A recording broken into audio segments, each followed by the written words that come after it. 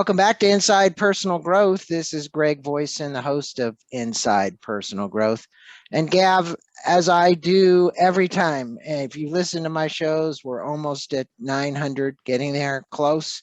I thank the listeners. You know, I go in all the time. I look to see how this base is growing, and it's just phenomenal. And it's all over the world.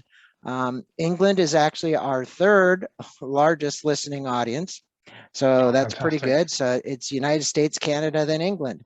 And today, joining us from the north of England is Gav Gillibrand.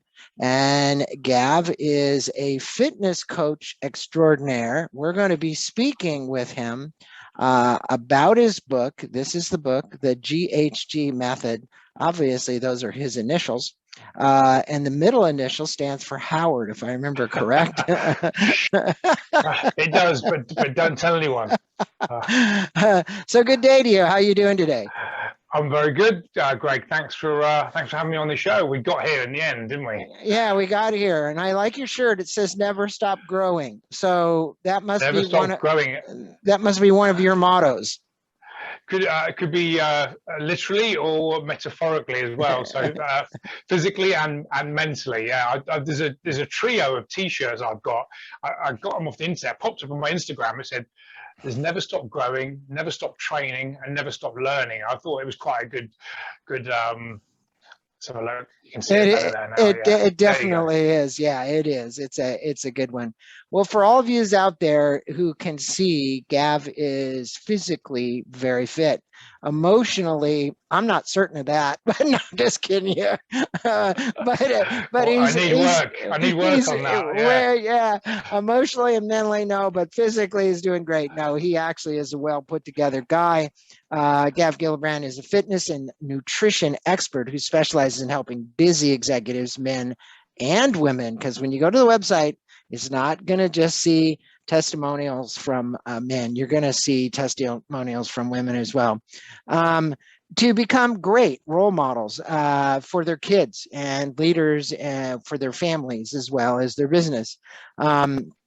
You know, he had a brief TV appearance on Blind Date in 1993, a distinguishing career as a male rev artist. And for all of you who don't know what a rev artist is, because there's probably a lot that don't, he was a male stripper. He traveled all over UK and Europe. Gav went on to become one of the UK's most successful fitness coaches, having helped hundreds of clients in the last 10 years to weight loss success. He has written articles for Men's Health, Hello, OK Magazine, and many more.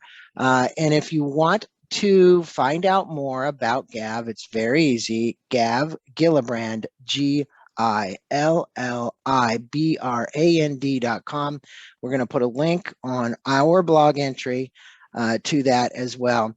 So Gav, pleasure having you on. And, you know, fitness, it's a confusing world out there today. I mean, information coming off the internet, posts on Facebook, posts on Instagram, people hyping themselves up and all that. You know, tell our listeners a little about yourself and how you developed this passion for helping people. And I'm going to say it's not just older people, it's anybody who's gained weight.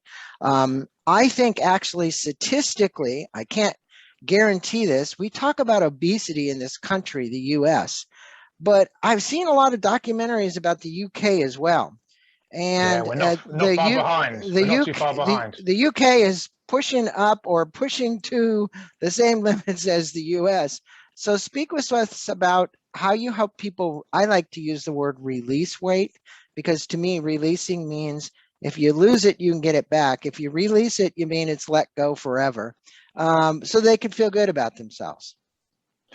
Well, yeah, as you said, to back up to your point, it's very confusing. There's a lot of misinformation, and this is partly Hollywood and celebrities have got a lot to blame, because when they promote a product, when they call something a special diet and a different training program, it's usually to make a lot of money. Now, some of those programs and diets have got some science, some real grounding in them, but a lot of them are just complete garbage, and it's very confusing. And my whole job, if you look at my biggest platform is LinkedIn.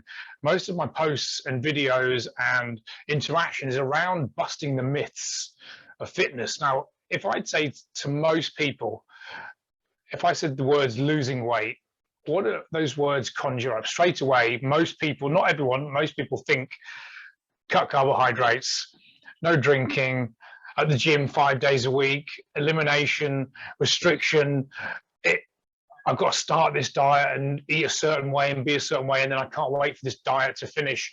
So there's a lot of misinformation and sort of stereotypes around what's needed to help people lose weight, but it couldn't be further from the truth. And most people just don't have the basics.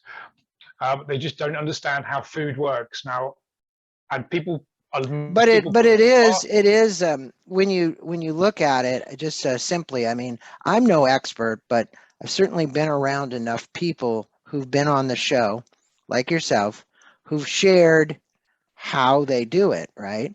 Mm-hmm. So you do have to do some calorie restriction.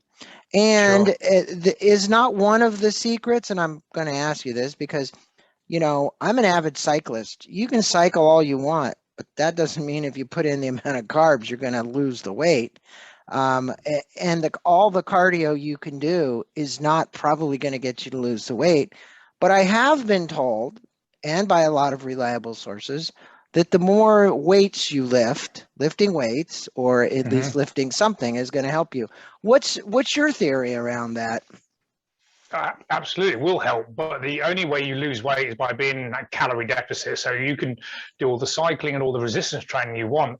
It's a simple equation, and I'll explain it. So there's three phases of gaining weight and losing weight. If you're in a calorie deficit is where you're burning more than you're taking in. So the food and drink comes in, and as long as you're burning more, expending more energy, and that could be from living, cycling, training, as long as you burn more at the end of the day, end of the week, you're going to burn body fat. Well, most people are in what we call a calorie surplus.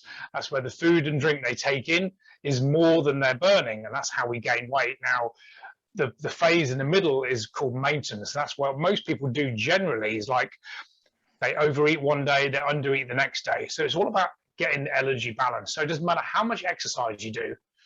If you don't know how many calories are coming in, you've got to be in a calorie deficit. And this is the problem. Like, you could name 100 diets on the market right now.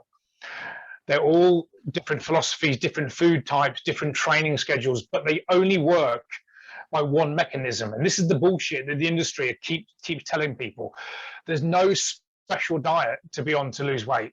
The only way you lose body fat is by being in a calorie deficit. So I don't care if you do high protein, high carb, low carb, South Beach, cabbage soup diet, Jillian Michaels, you name it. Every single diet out there only works by one mechanism, and that's by burning more than you're taking in. So well, your body. So speak with us. You know, maybe I'm getting a little too technical here because we are going to go into the Pareto principle and a few other. I have a lot of questions for you, but something that comes up for me is, you know, people will say, "Hey, I started this thing, and the first month I lost the 10 pounds, and then the body goes into like a homeostasis. It's resistance." What is your thought around that? Because, you know, we do know what happens is you get kind of, even if you're doing the deficit, there's an issue around maintenance. So maybe you go for the month, you lose 10, or you lose whatever you lose. And if the body is there, do you basically let it go to maintenance and then go back to the deficit? What's your strategy there? Yeah, it's a good question, and that the body will adapt. The body doesn't want to lose weight. That's the reality.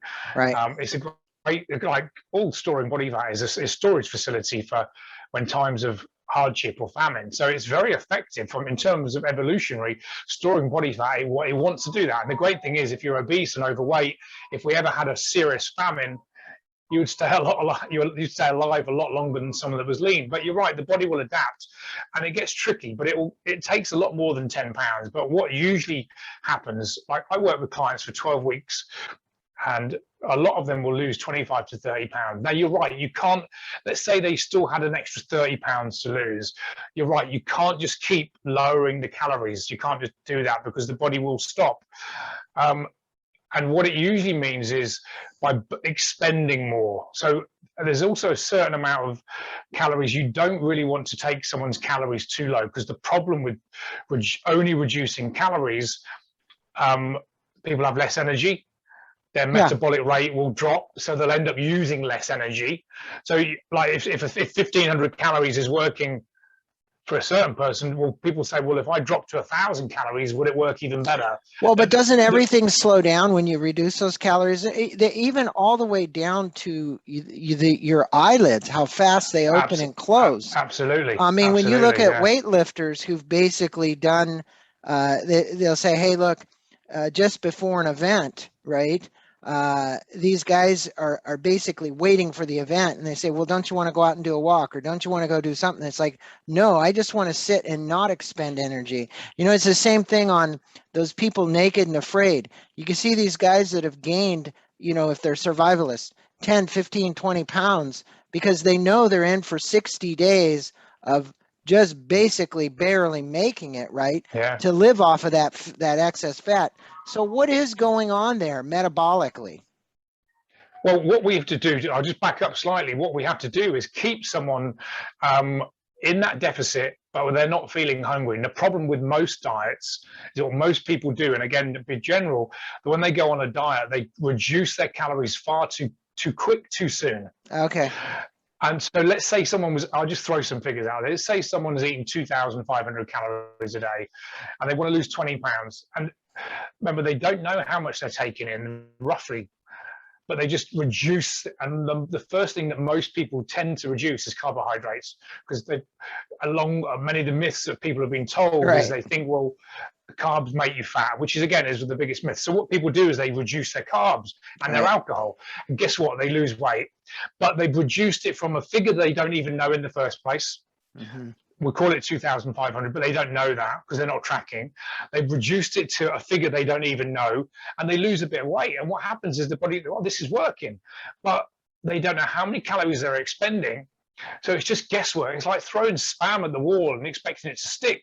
So you're going to lose a little bit of weight, but unless you actually actively track your calories, know what's coming in, know what you're expending roughly, because you're never really going to know that unless you're in a lab. And we want to keep we're trying to help people lose weight on the smallest deficit possible.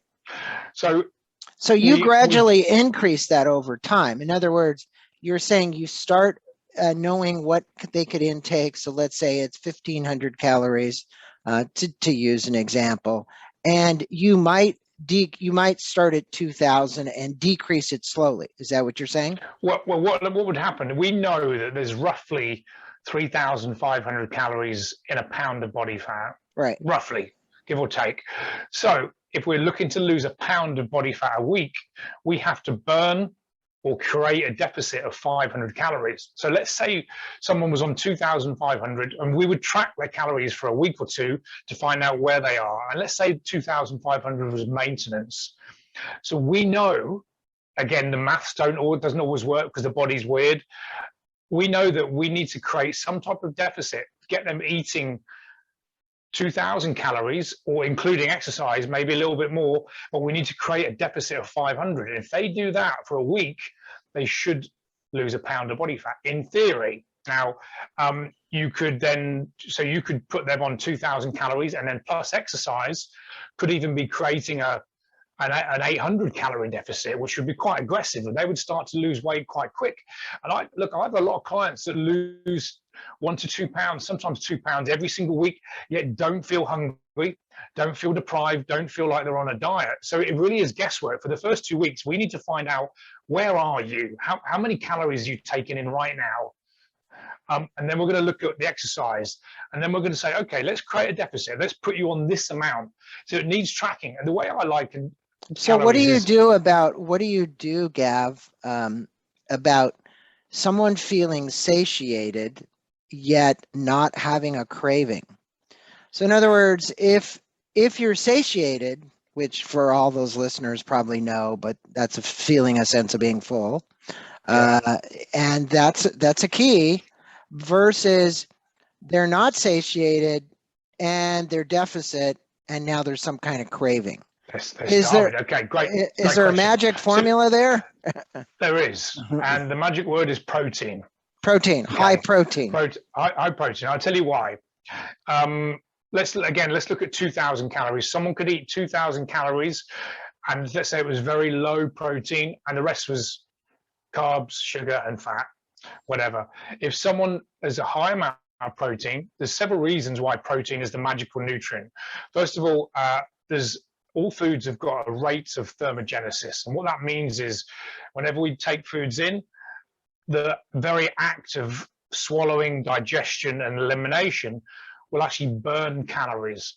So protein has got a thermogenic rate of about 25 to 30%. So let's say you take in 300 calories from protein, roughly 100 of those calories will actually be burnt just in digestion.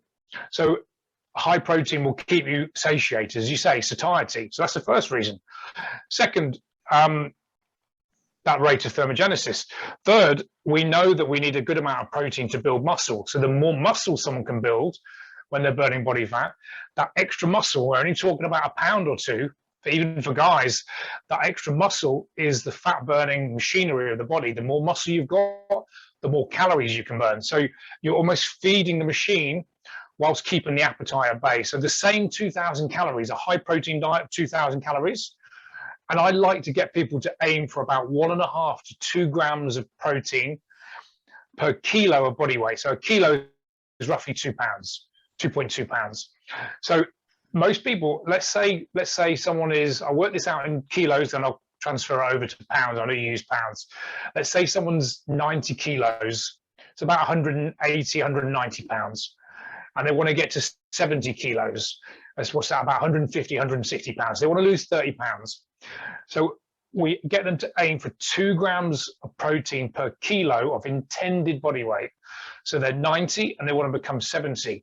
So at the top end, we would want them to aim for about 140 grams of protein, between 1.5. So we're looking at about 110 to 140 grams of protein. When someone's protein is high, the same 2,000 calories just seems to go a lot further. So okay. If someone's got serious cravings and they think, I'm starving on 2,000 calories, I say, well, how many grams of protein are you having? And very often we'll see that their protein is not where it needs to be. The same 2,000 calories with a high protein amount can have a very different effect on the metabolism, appetite, even motivation because of dopamine. So explain, if you would, Gav, this myth between, high protein, low fat, high fat, keto diet versus somebody like myself, avid cyclist, because you got everybody in a different situation, vegetarian, okay, vegan. So we've had Brandon Burchard on the show many times, a vegan triathlete, right? Yeah. And everyone would say, no, a vegan can't be a triathlete. There's just no way possible.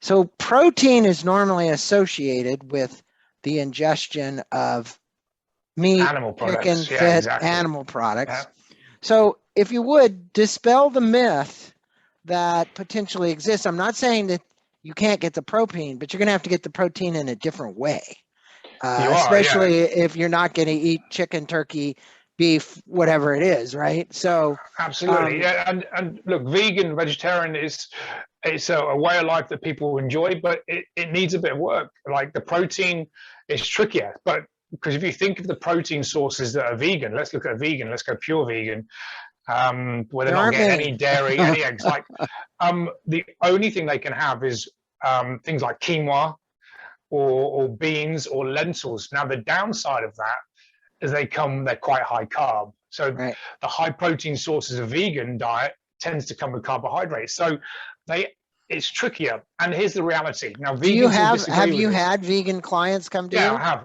I've got 2 at the moment. Yeah, because the challenge that they find is the reason they're 30 pounds overweight is because the amount of carb consumption. When you see a lot of vegans and vegetarians, they're substituting the carbs, right? And they're not getting the proteins, like you're saying. And that's why I brought this question up, because it's a fine line. I'd like to know how you're counseling people. It's a fine line. And the answer is it's tricky. Yeah. It's hard. Yeah. It's hard. But ultimately, what will trump everything? And here's the thing: if someone's got 30 pounds to lose, although protein is important, what's more important is total calories. So, again, stupid scenario, but not necessarily a stupid one. Let's say someone's having 2,000 calories.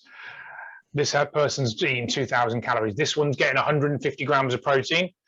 This one's a vegan and only getting 50 grams of protein. Okay. If they're both in a deficit, the fat loss would be pretty much identical. Okay. Yeah. The only difference would be the person having more protein would probably be a little bit stronger in the gym, possibly could build more muscle, possibly could recover a bit quicker. But in terms of pure fat loss, 2,000 calories is 2,000 calories. Yeah. Now, we know that a higher protein would burn more calories. It might speed the metabolism up, but when in the real world, it's negligible. So, well, the satiation point of someone who's a vegan or vegetarian could be is a little bit harder to achieve, right? Absolutely. So I think maybe higher cravings. Now, sure. you speak of listeners about this Pareto principle, or also known as the 80-20 rule. You write about it in the book. How does it relate to getting great results with weight loss? I thought that would be a good thing to kind of speak about. Absolutely. Well, for those that don't know, Pareto, 80-20, and that what I've kind of likened it to weight loss is to get fat loss or weight loss, you don't have to be perfect. 80% of your results come from 20% of your energy, right? Yeah, absolutely. There's a lot of people come when they come on my coaching, they're shocked at how little I actually show them. They're expecting a lot more, and what I do is I get them to get rid of 98% of what they don't know, what they don't need to know, but get them to focus on 2 or 3 habits that will massively move the needle forward. But I also flip that around, as I sort of say, 80% of your food needs to be nutritious, lots of nutrients, lots of antioxidants. 20%, you can eat whatever the hell you want, as long as we control the calories. So most people, when they go on a diet, the reason why most diets fail, because the deficit is too severe and they don't even know what the deficit is. They cut carbs, they cut alcohol, they cut coffee because Bob at the office told them that coffee was no good. They cut all the things that we enjoy. They like, yeah. Like no wonder. How many people have you known, Greg, that go on the diet and they go, "Oh my God, I'm on this bloody diet," and then they lose 20 pounds for a holiday or vacation, as you guys say, and what do? They're like, "Oh, thank God, I'm off the diet." So what do? They go straight back to what they were eating before. Yeah. What I say is, screw that. Let's do 80% where you're aiming for nutritious food that is good for you, but we actively put in 20% of the food that we think we shouldn't eat. So I tell people, if you're not eating some junk food every single week, you're going to fail. Mm-hmm. Because if I said to you, like, Greg, the only way you can lose 30 pounds, no carbs for 12 weeks, no alcohol, no coffee, in bed at 10, 5 days a week at the gym, you'd be like, serious? Is that what it's going to take? Now, you might, knowing you, might be determined, dogged. You might be one of these ones that think, you know what, I'm going to go for it. But that's not sustainable. I'm working with guys and girls 35 to 55, 60 maybe, with 2 or 3 kids, running a business, CEOs, entrepreneurs, business owners. They haven't got time to be prepping food and spending their whole life at the gym. They need real results in real time, which means if they want to eat a sandwich out, they can. If they want to have a takeout, they can. If they want to have a couple of glasses of wine or some gin and tonic, as long as they know, as long as they have an idea. Now, are you advocating? I use an app called LifeSum, and it tracks calories, and it's a company out of Sweden. You can take pictures of the food. It gives you an estimate. There's so many of them out there. Do you advocate using any of those, or do you have your own, or what do you do? The best one and the easiest one I found is one called MyFitnessPal. Yeah, It's I probably know. one of the Yeah, most, yeah, probably one of the it's most popular ones. yeah, And again, you can take photos, you can save your meals, you can track it. And all my clients use MyFitnessPal, so it's not my app. right. There's loads of ones that you can pay for, but the basic one here is enough. And here's the thing: even if you think you're tracking 100% correct, you're not. Do you Because track your clients on an app? no, I In don't. other But words, they feed back to me. They feed back to me every week. So I'm not okay, tracking them.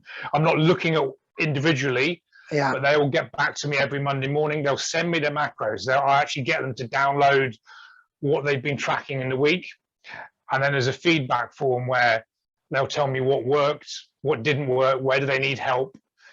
One of the questions is I'll say to them, if you were coaching someone like you in your position right now, what would you tell them? It's hmm a beautiful question, because they then coach themselves. So they'll say, I'd tell that person to get to bed, start tracking, and get to the gym. And they've basically told themselves what they need to do next week to get results. So they're feeding back to me, and I'm making adjustments as they go along. I A basic calorie tracker, yeah. So you're using calorie tracker. Well, that's good to know. I mean, because I do know that coaches like yourself can track people through apps, and you can send them messages and they can send you messages back and whatever. But I Yeah. realize that they're using the app that you just talked about, and there's lots of them out there. Now, you speak in the book about The Matrix. It's a movie that if people haven't seen it, I'd be really surprised. But the reality is, it's a very famous movie. But in the movie, they're choosing to take a red pill or a blue pill, or Yeah. a red pill where we have the choice to change our circumstances, and if we take the red pill, how we can and how we can help us change the program or the program. Speak with us about that relationship between the matrix, the red pill, and the blue pill, and what the point was that you'd like to make to the listeners. Yeah, well, I just one, I love that film, but two, I thought it was just a great metaphor. Like, it's because the reality is everything we do in life is about choices, isn't it? Like, Yeah. unless you're living on the planet Mars, we know if you're trying to lose weight, we know that we need to probably eat a little bit more food and burn a few more calories. Mhm. Everyone knows that, but why do so many people struggle? So the blue pill or the red pill is like choice. Do I go down this way? Do I stay where I am, being blissfully ignorant, almost being uncomfortably, no, comfortably uncomfortable is a phrase Mhm. I like to Mhm. use. Mhm. So people, if someone's got 100 pounds to lose, they do not want to be where they are, but they can be very comfortable being uncomfortable. Now, it's almost like apathy. People are stuck. They don't know where to go. They get their mixed messages. They've tried everything before. So do they stay there? And that's the liken it to the Matrix. Do we stay in the blissful state of not knowing the truth, which means, when the guy goes back out of the Matrix and tastes the steak, Yeah. and he's like, oh, and that's what people want. They want to stay there.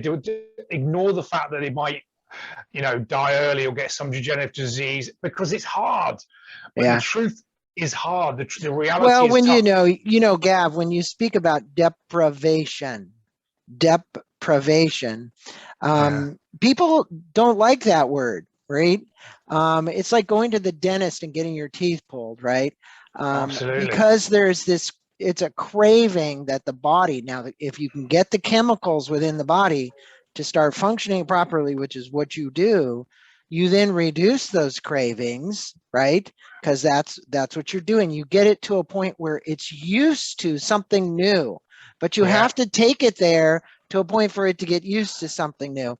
Now you But state what? Go ahead. so I was going to say the hardest thing, by going back to the pill, it literally is this decision that here's the hardest step for someone joining my program is actually to give me their credit card and say, Gav, I'm in. And I'll explain that very quickly. The normal step, they'll come in from social media or they've seen a newsletter and they say, I want to lose 30 pounds. So I get them on, I have a phone call, I have a Zoom call like this with them. I tell them, find out where they are physically, mentally, emotionally, what's their reasons why, what will this give to them if they lost that weight, all these things. And then I'll tell them exactly how my program works. Now, the hardest step for them is to actually say, you know what, yes, I'm in. And that's the blue pill or the red pill. Do I stay where I am? And look, I've had sales calls. Let's call it a sales call because that's what it is. I've had sales calls with multi-millionaires and I pitched to them what it's going to cost them, and they're making more than that in a day. Some of the people I've spoken to. Oh, sure. Yeah. And this is someone that's maybe £300, and it would literally change their life. But that person has tried everything.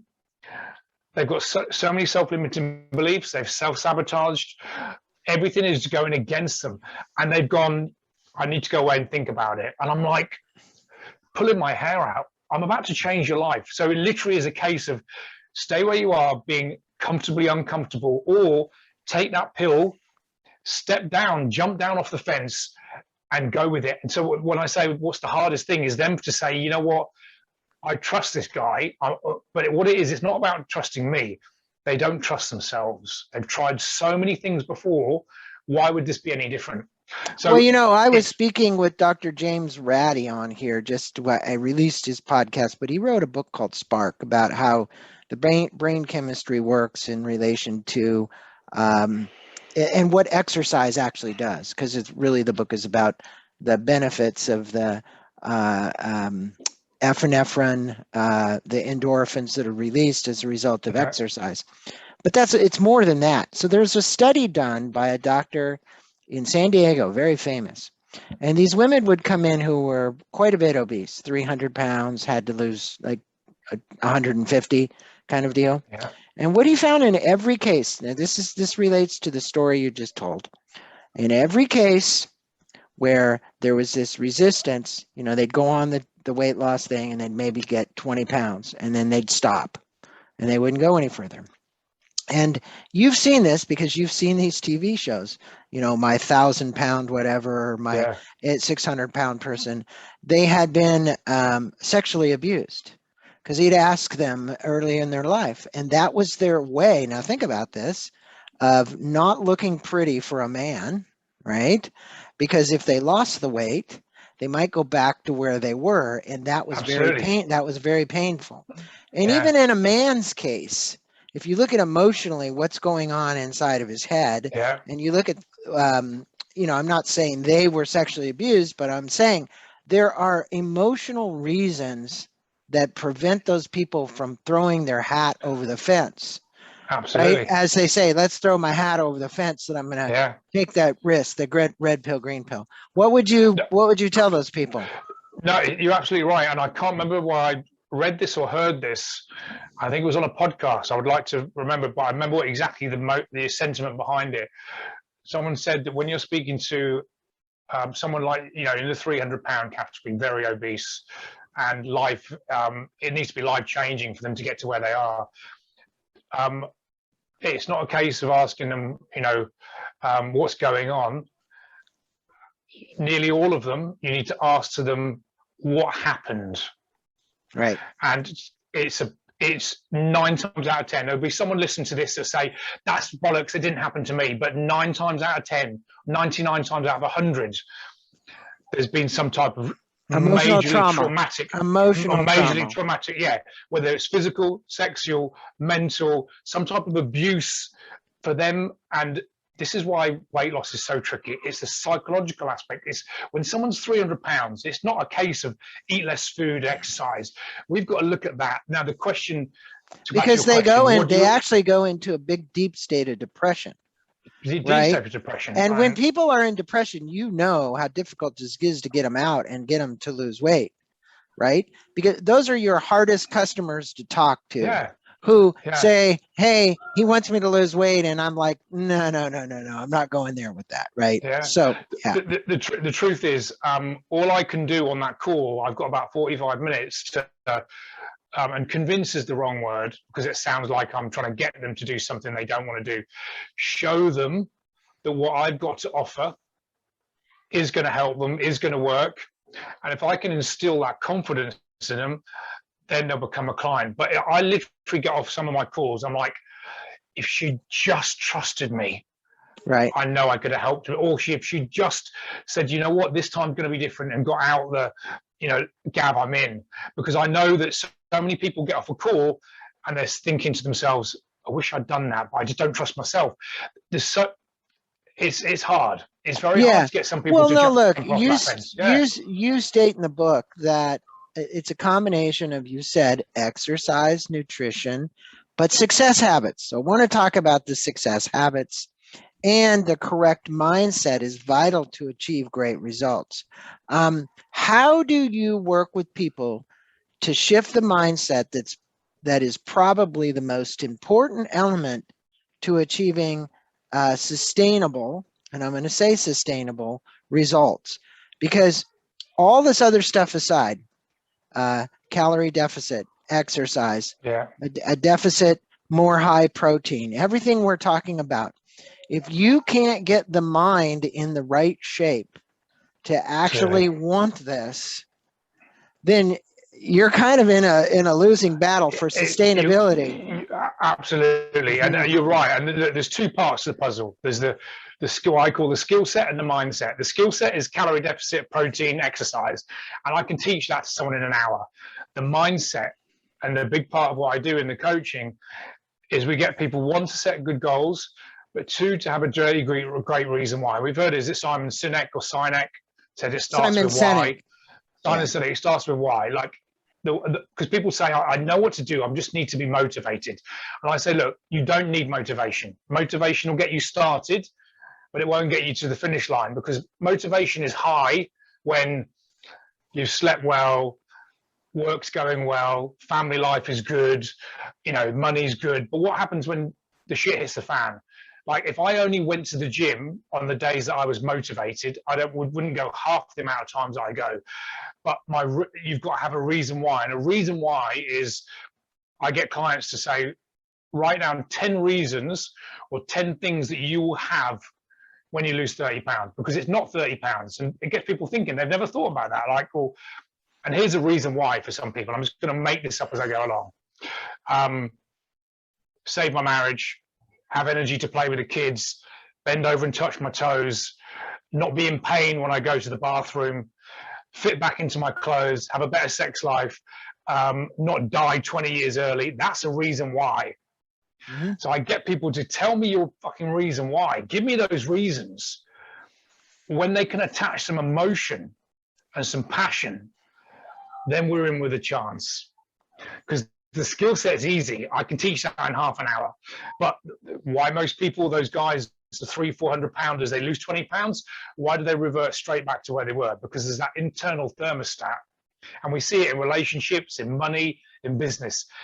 When someone loses 20-30 pounds, if someone's got so much emotional baggage and trauma that, like, as you said, a lot of people have put weight on so they don't become attractive to a man or a woman that may have caused their trauma before. So it's that self-sabotage. One, they don't believe they can ever lose weight. So they've already got so many self-limiting beliefs. Then as they start to get a result, it's like, oh my God, this is working. And I'm actually going into uncharted territory. So they do something to mess up. How much are you working with the subconscious mind? I'll just reflect here for a second. I work with a doctor here locally, Dr. Stephen, oh man, sorry, I'm missing his name. But at any rate, he does hypnotherapy on me in the subconscious. And I think that the subconscious is so strong that it runs everything. It does. And hopefully you're addressing it, because I use an example that he used with me. He said, would you rather be a person 67, which is my age right now, healthy for another 25 years, or be a person who has all the money that you would like to make and only have 10 years left in your life? And the reality is that what he was trying to do is get you to shift your mindset and perspective about what is important, right? Even before the hypnotherapy. So healthy for 25 years, or somebody who still works like crazy, right? And only makes it 10 more years, right? So I think that, when you put that, what is your kind of take on the subconscious and its power over individuals to lose weight? Well, as you said, the subconscious runs everything. It's that programming, isn't it? And it's gone on. And look, it can be changed, but it's tough, because it started from literally the day we were born, all through our childhood, all our experiences, all our parenting, all our schooling, all our situations that happen to us, that's what shaped, that is our subconscious. So basically every day we're running a subconscious program. Everything we do, we're completely habitual humans. So to get someone that's been running a program that's not helping them lose weight or take care of their health for the last 40 or 50 years, it's really tough. It's really tough, but all we can do is start, and it can mean changing their environment, which means the people they hang around with. It can certainly mean working on themselves, so the books they read. We've all heard, where you're going to be in 5 years is the sum of the people that you spend the most time with now. So it means taking them out of their environment. Again, I'm generalizing here, but most people that have got a lot of weight to lose, they might hang around with people that have also got a lot of weight to lose, that like to eat, like to drink. So it could be extracting them from that environment. This topic itself, we could spend hours, and it's such an open-ended question, but I would say that 90%. Oh, I can't hear you. Have you muted yourself, Greg? You're on mute. I can't hear you. I'm sorry. You're back. Yeah. And we'll cut that part out of this. Yeah. You evidently have been able to work with people in their subconscious. And the point is that you're successful because of that. Obviously, it's part of your formula, and you have this 2-1-1 fat loss formula, and it's in the book. And for my listeners, there's going to be a link to his website and to his book. Speak with you if you would about the 2-1-1 formula, and if you were to leave our listeners with 3 strategies that they could take away from this show today to release weight permanently, what advice would you give them? What are the 3 most important things, and what are the 2-1-1 fat loss? Okay, so the 2-1-1 just refers to the macros. So the 2 is protein, the first one is carbohydrates, the first one is fat. And I've actually changed a little bit, a few things since then, but this is just a great way to work out the calories. And I said before earlier on, we want someone to be aiming for 2 grams of protein per kilo of intended body weight. So when I just call it the 2-1-1, the 2 is referring to grams of protein, the 1 is referring to grams of carbohydrates, and the other one is referring to grams of fat. And from that, we can actually work out their total calories. But it's also dependent. It depends where someone is. So it's just a formula to work out the calories. That's that first part. So the second what about part was, sugars? I mean, carbohydrates turn into sugar, but is there a sugar formula in there anywhere? Okay, yeah. Okay, here's the thing. I'll tell you right now. Sugar is not making people fat. That's not the problem. Right. Sugar does not make people fat. And I put a poll up actually on LinkedIn. It went semi-viral. I said, what did you people think was the cause of obesity? And they all said sugar. 70% said sugar. And then some said education, some said pizza. I did a flippant remark, said pizza. So they're actually wrong, because sugar consumption over the last 20 years has gone down.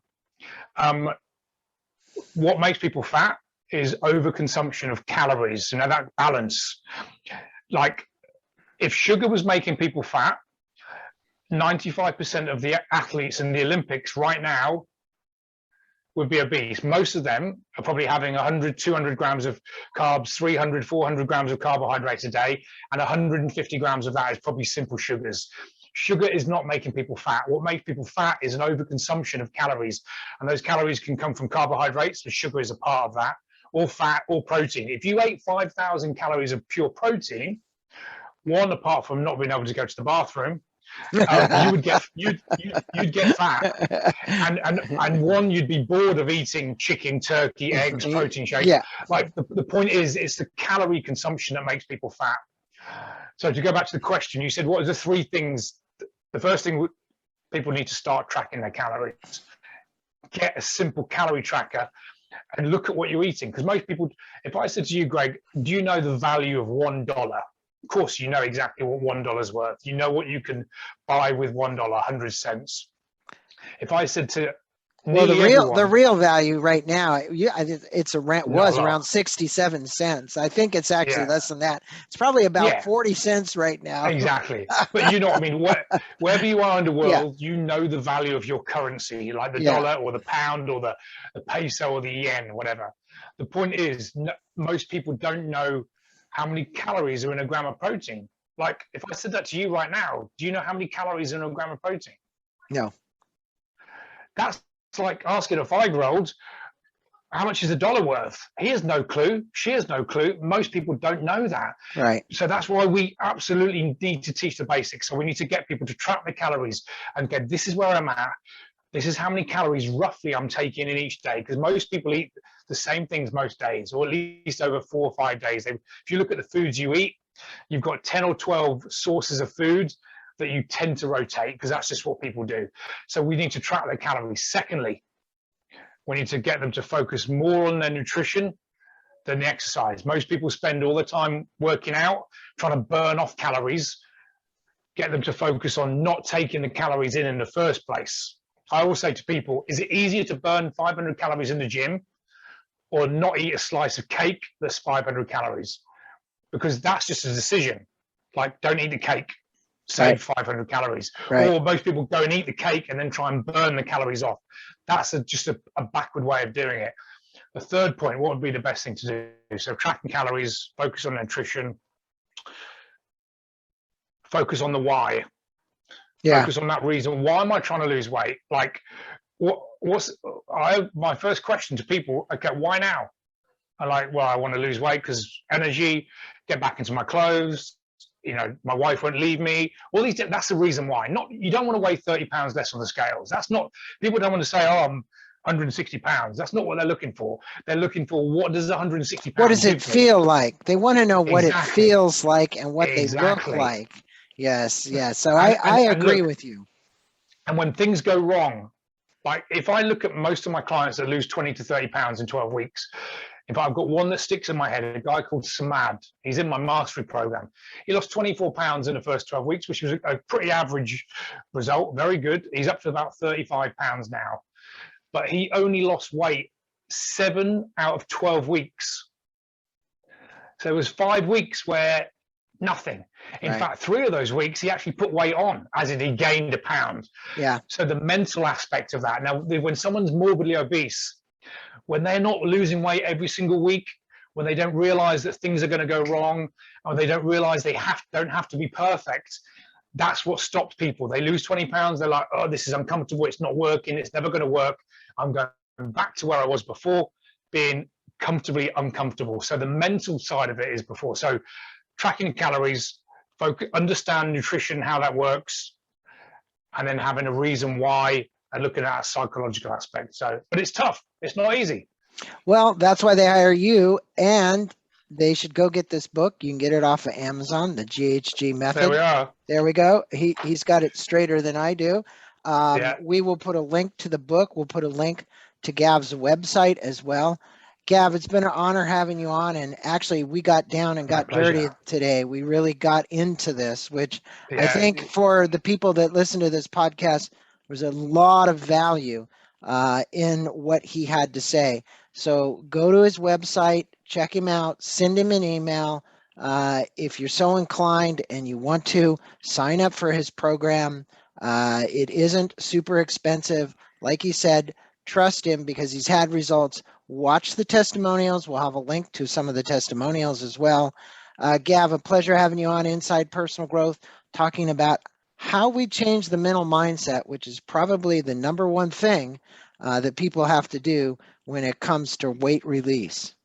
Thanks. Absolutely. My pleasure, Greg. Thank you.